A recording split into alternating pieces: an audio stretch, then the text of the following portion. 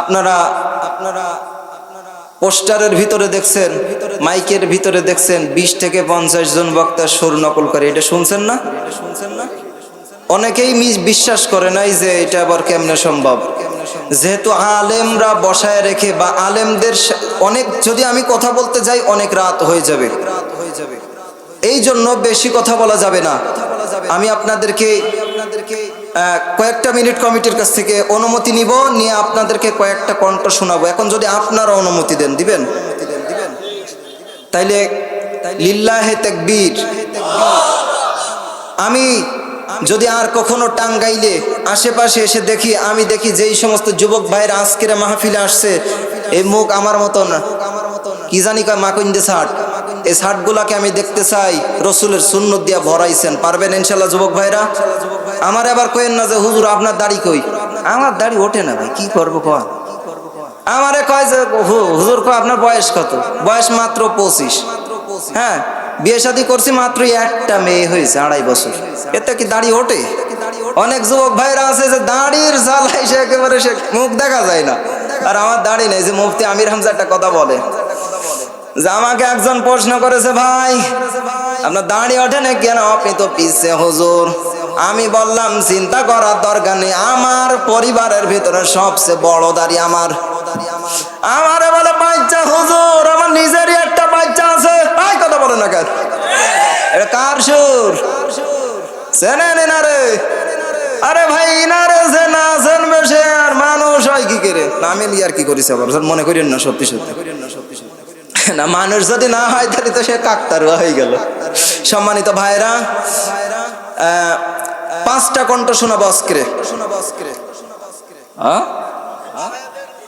আচ্ছা সে বাড়াই দেব, এই তো দিয়ে যান, আসে হুজুর।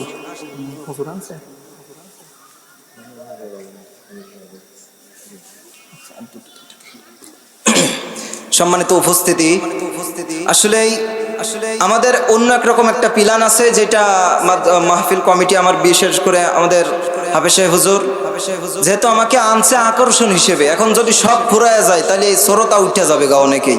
কারণ অনেকেই আসছে, একজন আমার একটু আগে দেখা করে বলছে হুজুর বহু কষ্ট করে আসছে, আপনার খুব ভক্ত হুজুর, আপনার ভিডিও বারবার দেখি, সরাসরি একবার হয় কিনা তাই দেখতে আসলাম। এরকম অনেক ভাইরা দেখতে আসছে। তো আমি আবার অবশ্যই স্টেজে আসবো, তার আগে আমি আর 2-1টা কণ্ঠ আপনাদেরকে শোনাইতে চাচ্ছি। বলেন কার সুর শুনবেন? আপনারা বলেন। আব্দুল খালেক শরীয়তপুরি। আচ্ছা আমি আব্দুল খালেক শরীয়তপুরি একটু টান দিতেছি। মুসলমান ভাইরা আমার, খুব খেয়াল করে কথাগুলো শুনবেন। ও বন্ধু একবার জানো, খুব খেয়াল করে কথাগুলো শুনবেন। ও আমার যুবক ভাইরা যারা মাহফিলের ভিতরে এসে বসেছেন, আমি আপনার কাছে হাতে ধরে পায়ে ধরে বলতে চাই, এ বন্ধুরে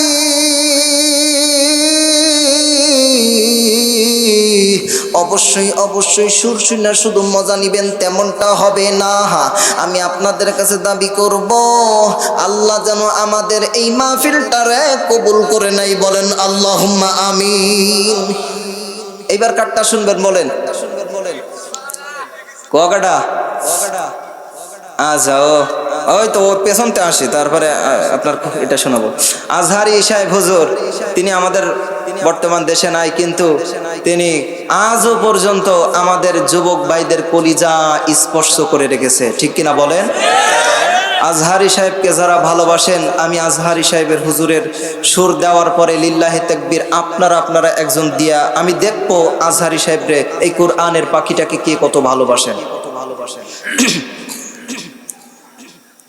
ও যুবক ভাইরা শোনো শোনো, আজ ধরো আমি বাংলাদেশে নাই, আমি এ দেশ থেকে চলে গিয়েছি, কিন্তু তোমাদের ভালোবাসা আমাকে কাঁদায়, তোমাদের ভালোবাসা আমার 24টা ঘন্টা কাঁদায়।